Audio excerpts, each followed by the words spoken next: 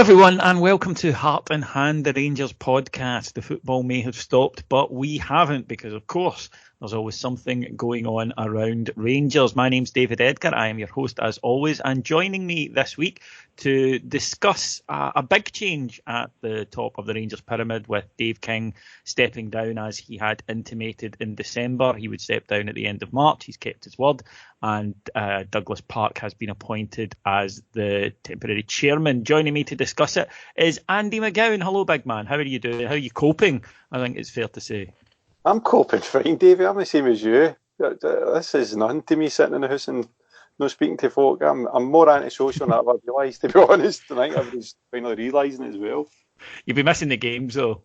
I'm missing the football, but there is a kind of double-edged sword there, because I was kind of wanting a season to end and get the pain over with. So we might get a wee bit of chuckle if null and void comes into play, but who knows? Either way, it's been besmirched, so that's got to be a positive. Yeah, there's no way that anything can be done this season is null and void. I think that's increasingly becoming obvious to even the most hardened supporter of a certain team. And when you see things like this morning, where it's been announced Juventus fans are campaigning that they are not awarded the title, they don't want it, so they haven't won it. Can't imagine that catching on in Scotland. But I think that will become obviously more of an issue. It was interesting that was the first concern of certain people in Scotland, but I don't think we could expect anything less. But the big Rangers news, of course, David, is that David King has stepped down as chairman. Now, I was interested, first of all, with how this was framed by certain sections of the media. Dave King said in December that he would step down as chairman at the end of March. Here we are at the end of March.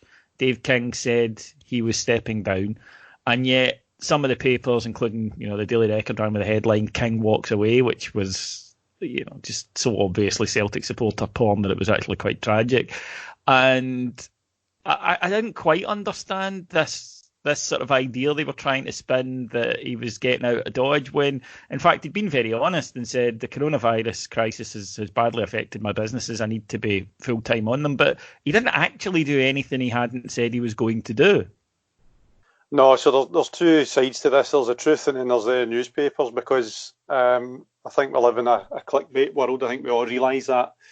But there is obviously an appetite for it, and it's what these journalists are targeted for, to be quite honest, at all levels, even for supposed broadsheets. It's clickbait that pays the bills now. So I thought that headline itself was a disgrace, but it wasn't a surprise, because that's the nature of the beast now. There is not going to be any circumstance in which a Rangers story gets spun in a positive fashion, and I think we've kind of came to terms with that. But it still annoys me when I see it, because you feel it's saying, well, it means we've got to explain, you've got to speak to people that sometimes take it at face value that actually that's not the case at all. So it all adds to the kind of damage to the brand, the truth, and can sometimes unsettle supporters of our club, because really at the end of the day, that's all that matters. The message to them, are they getting it and do they understand it? That's my main concern when I see headlines like that. The Dave King's statement was honest, I felt, where he said, my businesses are struggling, I've got to go and deal with this. And I think that I'd have been a little bit more concerned had he not been quite as honest with that. But one of the things that the media have tried to say is that the statement that he issued was contrary to the statement Douglas Park issued in terms of how the club is to be financed going forward. Was there any truth in that, or again, was this just some negative spin? So I think they were picking, splitting hairs there. I think one statement, so I think perhaps the one for Rangers said things were at a well advanced stage, and that is always going to be the case with a share issue. A share issue doesn't happen to snap your fingers. What happens is there's got to be things put in place, legal agreements, particularly when we're doing it in the way we're doing it, but there's a number of parties at the table. So for Rangers to say it was well advanced, and for King to say, well, actually it'll be delayed, those two things can exist together. You know what I mean? They can be well advanced but delayed. So I think there's a wee bit of mischief making there, and I thought that article by the Sun again was light on facts and high on how can I put it, conjecture. So I wasn't overly concerned by that because I think the share issue will happen. I think the fact that it's delayed is a natural thing. I'd be actually more concerned, David, if we were going through doing a share issue and we weren't fully cognizant of where we were in terms of the damage by the coronavirus issue. So really, you could have a share issue, run it, and then say, "Shit, that wasn't enough," or we could have done more, or we've got this additional cost, or the season doesn't get restarted and there's a loss of income. Anything could have happened. So the share issue will happen, but I think it will happen when the board and investors, the people that are actually putting their money up, are fully aware of what they're dealing with. I think it'd be a share issue in the dark just now if they ran it without this kind of thing playing out. So again, newspapers needing to fill column inches and get clicks on websites. I think that explains more of that than actually the substance of the story. And I think it's important to stress at this point then to fans that we've got to all be quite adult about this, and it doesn't help when the media spin everything the way they do. And of course, you've got the kind of Sevcoholics out there who are, basically anything at Ibrox. Somebody forgot to turn the light on last week at the stadium, and therefore the Lecky bill's going to cripple us. When that noise is going about, it is hard to sort the wheat from the chaff. But let's be adult about it. Coronavirus is having a massive impact on the world economy, and the football economy is no different. And Rangers, along with every other club, are going to have to make decisions and change certain things in their plans around this. This is a fact. Coronavirus is the biggest thing that's happened probably in my lifetime. And of course, clubs are being affected by it. I mean, there's no question. There's no football club on the planet that isn't going to have an impact on that with this, because it would be absolute lunacy to think there's any club unaffected by it. And I think we were probably quite surprised to see some of the first clubs to action remediation with their players' wages and so forth. So Barcelona, Juventus, Bayern Munich, I think were in there. These are major clubs. Now, obviously, the argument there is that they've got massive wage bills. So it's all kind of economies of scale stuff. But the same token, everything's relative. So I think the fact that they led the way early doors tells a big story, and that there will be very, very few clubs, if any, that can sail through this without having an impact. And you're bang on about the environment we live in, because we do live in an information society. The coronavirus in itself is the first social media 24-hour TV news pandemic, which I think is an added dimension that you can't discount, because it just adds to the fuel of the fire. So when you're talking about Rangers in the context of finances in Scotland, there is never ever going to be anything that happens within Rangers finance-wise that doesn't get scrutiny. Unfair scrutiny, who knows? I don't know. But the people that are usually scrutinising it have probably usually made their mind up before they open their mouth or type into their word processor or whatever they use now.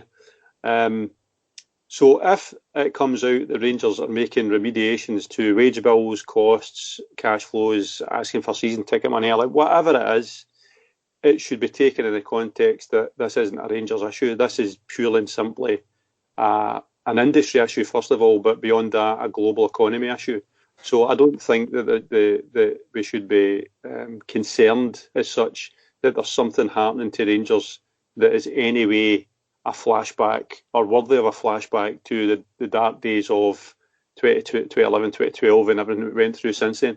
I think it's really natural, David, that Rangers fans get an knot in their stomach when they see something that is potentially damaging or negative in terms of the finances. I totally get it. We've all been there, we've all felt it, and it wasn't just a thing that we could kind of let wash over us. We really felt it, and we worried about our club, and we still do.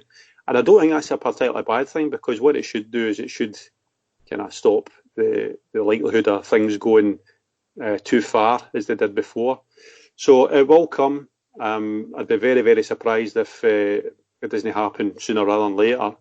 But what I would be saying is to my fellow Rangers fans is keep it in context. Every club will be doing this. It's just a matter of how it's managed by the club itself and getting the message out, because it'll be a very difficult message to get out without it being taken and spun in certain ways by newspapers, as I've seen with the Dave King statements. So it's a wee bit of a tricky one for PR at Rangers. But the truth is that it'll be a necessity as opposed to something that's happened because Rangers hasn't been run properly. I would hate to think where we would be right now if we were still in the clutches of Easdale, Summers, all these guys. Where the hell would we be? We would be in trouble, and I don't think we'd need to be told that we're in trouble. Yeah, well, goodness knows what it would have been like now after, God, what, that would be another 5 years of their reign. I've absolutely no idea. I'd probably not even playing at Ibrox, in all honesty. They'd have turned it into flats by now, I think. So, yeah, obviously it's a period of mass instability, and it's a period where people are going to focus. How are Rangers placed on the next few months, getting through this? Yeah, so I think that's what's been playing in supporters' minds, because the lack of information come for Rangers isn't a bad thing, right? Because I would be far prefer we keep it tight and we let things pan out until we need to speak, right? So I've no question that Stuart Robertson and his board will have been looking at this from day one when it first started. Now, Stuart Robertson comes in for a lot of stick for Rangers fans from time to time because he's not quite what the picture a managing director to be of Rangers. I think a lot of what we envisage, like Peter Lawwell doing at Celtic and being a kind of all-encompassing controller, that isn't what Stuart Robertson is. Stuart Robertson's an accountant, and I've always been quite comforted by the fact he's an accountant, because first and foremost, once the good guys took over, what had to be done was we had to steady the ship and we had to run the books. That was the basics. We had to get the books correct, and we had to get on an even keel, or as close to an even keel as we could, before anything else would happen. And see, for that kind of perspective, I think Stuart Robertson's a pretty good guy to have there, right? So it's this kind of scenario where having a guy like him probably pays dividends, because he'll know the books inside out for a start, which is obvious, but he's also going to have provision for what may or may not happen. Nobody will have foreseen this, a complete economy halt, apart from retail and probably debt collectors, right? But if you look at the Rangers accounts, which are fairly detailed, you can kind of extrapolate a wee bit of information from that. So I'll go through it very quickly, but what I would stress here, this is just my kind of thoughts. This isn't me as an accountant. I'm not an accountant. This is purely and simply a starting point for discussion and where we might be as a club, because we've heard Aberdeen come out and say, right, we've got running costs of X and Y, and this is what we need to do, right? So Rangers have got the same. If you look at the books, we had a turnover last accounts, which was the end in June 2019. So the turnover for the up to June 2019 accounts was £53 million, which is about 4.4 million per month, but obviously it doesn't come in as flat as that. It's more or less front-ended with the season ticket sales, so the income is seasonal. And if you look at the rest of the turnover, David, you can kind of say, right, will this be affected or will this not be affected? So we had 32 million through the doors, through the gates and through hospitalities. That is our match day income. That will be affected, because what we've effectively lost is maybe 2 home games. Was that what we missed? And then whatever we had over the split. Now, after the split, we might not have had any home games of the way the fixtures were looking, but so let's say we had 2. So it's maybe 4 home games we've lost there. So in the short term, we don't know how long this will last, but in the short term, we've probably not lost that much, right? This would have been far worse if it had happened earlier in the season. You've then got your sponsorships about 2.7 million, so not a massive amount in the grand scale of things. That'll be dependent on how the actual team companies that are sponsoring us are fixed. So we've got betting companies in the front of our strip and all this kind of stuff. So you would hope there would be a diversity of contributing partners there that would more or less see most of that remain intact. You've got a broadcast and your prize money. That's still to be seen, right? So we'll have received the vast majority for this season in terms of broadcasting money domestically. You've also got the UEFA money and the UEFA broadcasting money, which I think will be secure as well. You've then got commercial, 4 million. The way things have been going with commercial, I think most of that would have been in the bank, minus whatever we never received for Elite. So the big hit for us would be the gates and the hospitality, and most of that has passed for this season. There was only a small sliver left to come in, so it's not to be discounted, but I don't think Stuart Robertson would be sitting there saying, shit, we've lost 10 million quid's worth of gate money. That's not going to be the case. But the kind of big thing that I took for the accounts, looking at it, and again, these are a wee bit out of date because we're a year down the line. there's a thing called EBITDA, EBITDA, which is the truer reflection of day-to-day running. Okay, so obviously the books returned an 11 million loss last year, right? But in true kind of day-to-day running, we probably had a loss of just short of 3 million quid, right? Now, that's when you strip out things like what's the word? Amortisation, or transfer players, and all that kind of stuff, right? So our costs are probably about 56 million per year, which is 4.6 per month. However, a lot of that is match day costs, right? So it's very, very hard to find out what it costs Rangers to run a match, right? But in the books, they've got other costs, and it's 22 million odds, and it says a fair proportion of that is match day. I reckon, and this is me being fairly conservative, it costs Rangers about 400 grand to run a match. So you can take that away because we've not got any matches to run. So your 56 million costs minus 12, which would be allocated to the running of matches, leaves you 44 million, which means we've probably got a 3.7 million per month that we need to keep the club running as it is, pay the wages. Now, that's quite a lot of money. I don't think Money in the Bank would have been anywhere near that. The Leverkusen game would have been a significant wee boost, and with hindsight, it's done us very well that we got that in before the shutdown, if you like, because the profit for that would have been $1 million and a bit. Okay, probably 2 million taken in, and maybe the best part of $1 million in terms of cost, because hospitality, police and steward and everything would have been enhanced. So that's probably sitting in the bank, and it's probably why at this point in time I don't think there'll be any major panic from the board. But in talking about player reductions, because I think that's the first thing that is visible when you've seen Hearts asking for 50% drops, and you've seen Juventus and Bayern and Barca all talking, because the major cost is the staff cost. Now, our staff costs in these books were 34.5 million. That's everybody. That's the guys that the medical staff, the guys that are maintenance at the stadium. That's everybody. Our first team costs were 23 million. So that's something to take comfort with, because that is only 46% or something of overall, 43% of turnover, which is a good sign, a very, very good sign. If you're looking at a club's accounts and seeing how healthy is this club, you'd look at your wages to turnover ratio, you'd look at their external debt and debts due, and those two things, we are very, very good, because we have no external debt, and the only debt we had was to our soft loans to our investors, which are more or less wiped out now. So going into this, we are in a far, far better place than most.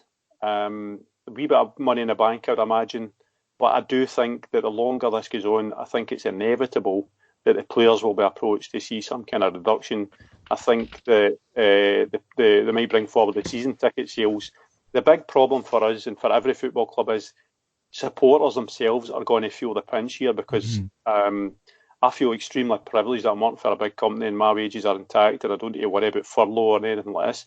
But you're going to have self-employed guys, you're going to have people that are working that are taking a cut in wages. Absolutely.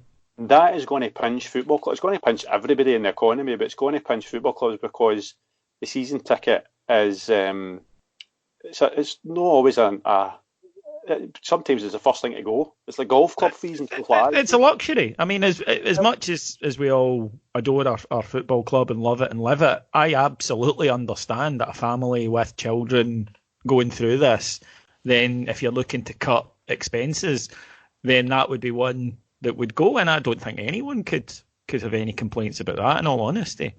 No.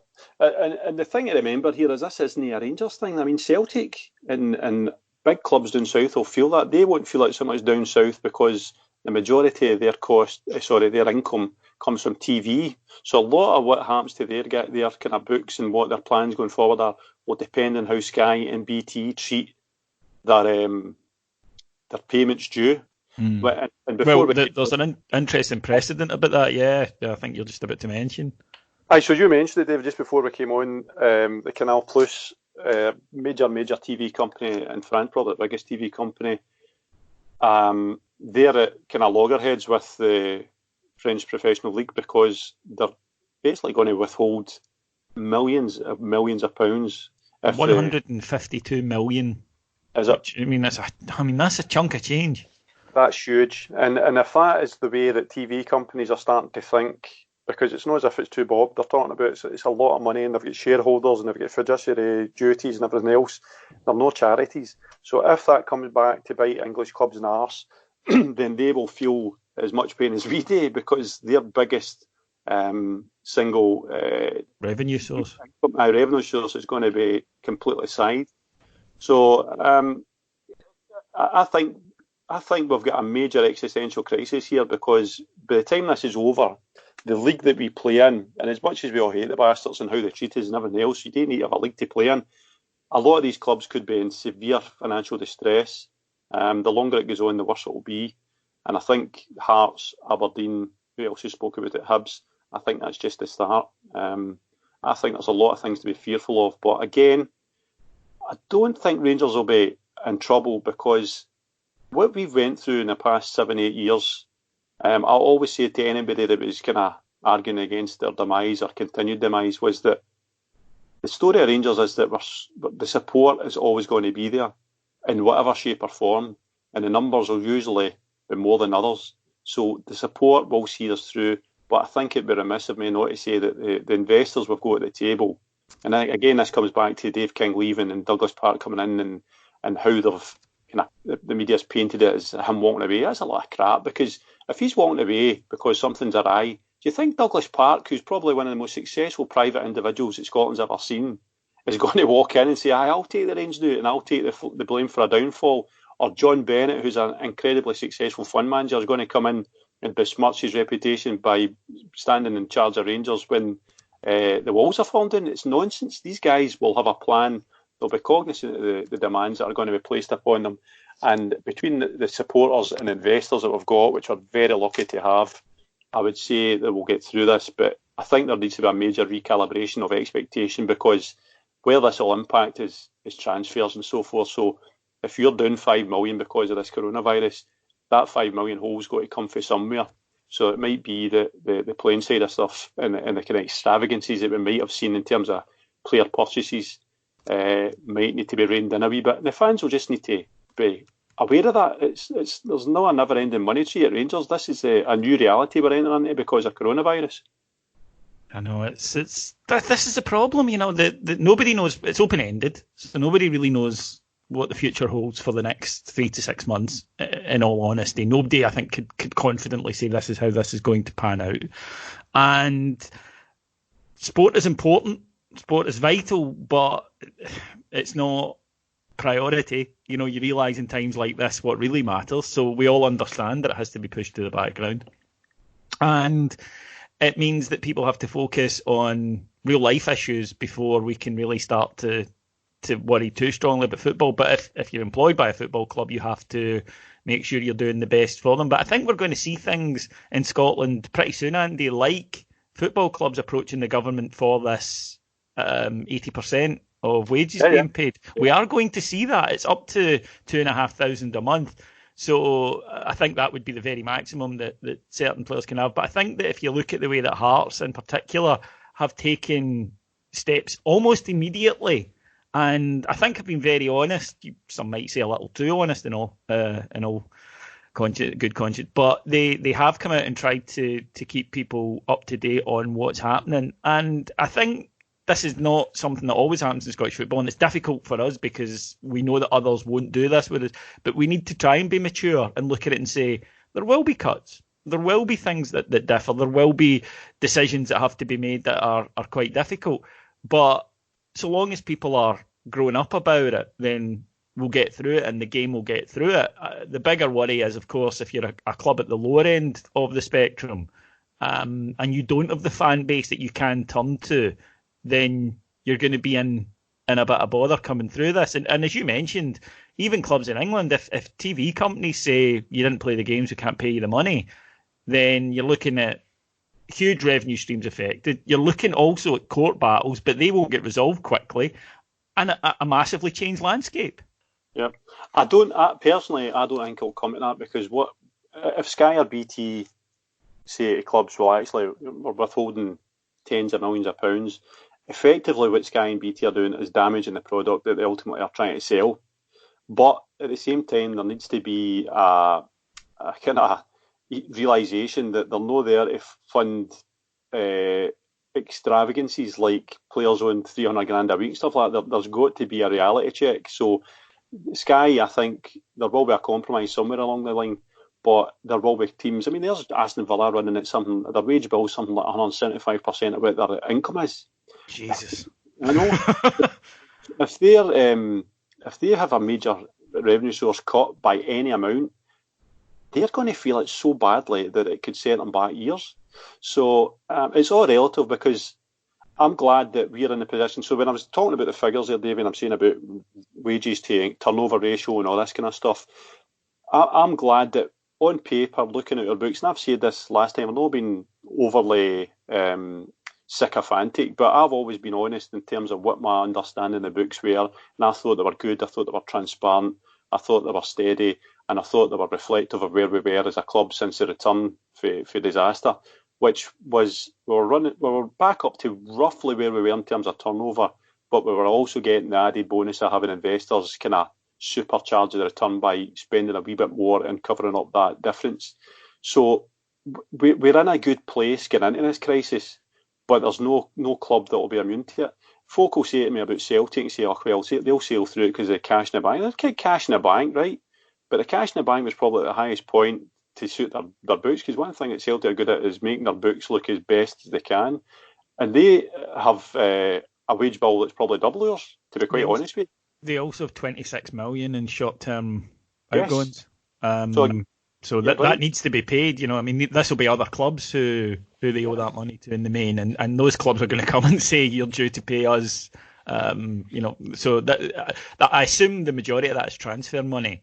But yeah, exactly. Every club is going to have. Nobody planned for this. How could they? I mean, this is an exceptional circumstance we've never seen before. So there's no way of getting through it in one piece, really, without some, hopefully minor, changes and cuts at your football club, and some clubs will be affected worse than others. What are your views on Douglas Park? I think we all knew that he would be the man stepping into the chairman's role. Not interim chairman. Any sort of thoughts about that rather than just chairman? So I think the starting point is, what is a chairman? What does a chairman do? So again, a chairman isn't a chief executive. He's no kind of day-to-day running strategic direction of clubs and stuff like that. He's more a figurehead for the board, who can, a kind of senior figure, if you like. Douglas Park is an intensely private person, so Douglas Park and his company are one of the biggest privately owned companies in Scotland. Extremely successful, very shrewd guy. His son's following his footsteps. There's a kind of continuity planning procession there, which helps us, because one of the biggest issues you can ever have when you've got investors is what happens if that investor gets hit by a bus, which was always my fear with Dave King. If something happened to him, what kind of happened to his guarantees and so forth? So I like Douglas Park because he's been under the radar through this whole thing. So Dave King's very much been the kind of public face of the good guys that took over in 2015 or 16, whatever it was, and he didn't really shy away from it. I don't think he courted it, but I don't think he was too worried about being in the papers, and he never liked a short statement. So Douglas Park stuck in my mind because he released a statement that nearly went unnoticed, and it was probably one of the best statements I've ever read for anybody connected to Rangers since this whole nightmare started back in 2011. And I put a wee bit of it on Twitter the other night when he was announced, because I thought it just struck the tone for what Rangers should be about, and it was defiant but not kind of triumphalist. It was just everything you would expect from the kind of attitude that the guys that are going to pull us out this mire should have. And I'm glad that he's stuck around, because he's been there with Dave King, and I dare say that him and Dave King have been tighter than publicly they've let on, right? Maybe because of the concert party thing that came out past, but I think, and I've always stressed, that it's highly unusual to get so many guys with a finger in the pie financially, right? So we've got all these guys that have come in, put their own money in, some can afford it more than others, and for there still to be a harmony this time later, that is extremely, extremely unusual. And I think it tells volumes for what the guys went into it with a true heart. They've stuck by their principles. The Sports Direct thing, they ponied up for additional there. I think everything that's been asked of them, they've done and more. And I think that Douglas Park, his history isn't finished. I don't think Dave King's history is finished with Rangers, because I think the Ashley thing is something that he will still keep going with. But Dave King will go down as a legendary figure, right? No matter what you think of him, because I sometimes get accused of being a wee bit kind of fanboy of Dave King. I was highly critical of King during the Spiv years. I thought he played an incredible game of poker with our club because he wouldn't buy shares above he wouldn't pay what the Spivs wanted for it. That's what the problem is. And it's very easy for us to sit there and say, you're a multi-millionaire, just buy them. He played a game of poker to get them down, and eventually he won out. And I think that we're looking at Ashley, right? Now, Ashley's no daft. Ashley is he's a sociopath. He's a modern day billionaire, right? And we can see in the last couple of weeks how he dealt with the coronavirus, right? Didn't give a shit. All I thought about was the pounds, and then eventually has to come crawling out in public and say sorry, right? Ashley went head to head with King, and there's very, very few folk that come out head to head with Ashley and get anything. What King did was manage to wrestle Rangers away for Ashley, who was going to have his either by shareholder or by proxy shareholders or by crippling loans, which are as good as owning the club. And he managed to get that away from his grasp. He managed to lock him out along with his fellow investors. And then beyond that, he managed to dilute him to the point where he's pretty insignificant. And the only issue we've got with Ashley now is this fucking retail deal. And you can say King's done things wrong with the retail deal, but I don't think there's anybody that would be able to do any better, because I think that retail deal was so bad against Rangers and whoever followed that I think it was a poison chalice. And I still think, as I've said many a time on Twitter, we'll come out of it with either minimal losses or we'll probably come out just breaking even. But regardless of that, principle-wise, we had to stand up to Ashley, because we're talking about where we'd be if the Spurs were still in charge. Ashley's demonstrated time after time after time you cannot have a good faith deal with him. He will do whatever it takes to get what he wants. So you can't get into a deal with him. End of story. So we had to fight him. So I think King's status as a saviour of Rangers, along with his fellow investors, in years to come will be guaranteed. But I still think there's a few fun punches to be swung between him and Ashley in the courts for this, and I'd be very interested to see what way it goes. But I welcome Douglas Park. To answer your question, I welcome Douglas Park. I can't think of many people better than him that I'd like in charge. Okay, thank you so much for that, Andy, for breaking everything down for us there. We hope that this answers a few questions. There's lots more on this over on our Patreon site. If you want to come and sign up, it's patreon.com/Heart and Hand. You might find that it's very useful in helping you get through this. Loads of content, loads of Rangers content, but also loads of just entertainment that I know that our subscribers have been thoroughly enjoying. So if you want to pop over there, we have a little thing in place. So if you sign up and you were to lose your job through this, or have your hours cut, or anything that affects your income, don't worry, we'll keep you going. Thanks to the wonderful support of the subscribers in our community who donated to a large pot to provide for anyone who suffered through that. So it shows you the type of place that it is. Thank you, Andy, for joining me. No worries, David. Glad to get that off my chest. No, I'm glad to hear it as well. And our thanks to our executive producers in London, Mike Lee and Paul Miles. Right, everyone, stay safe, and remember, we are the people. Till we talk to you again, take care. Bye-bye.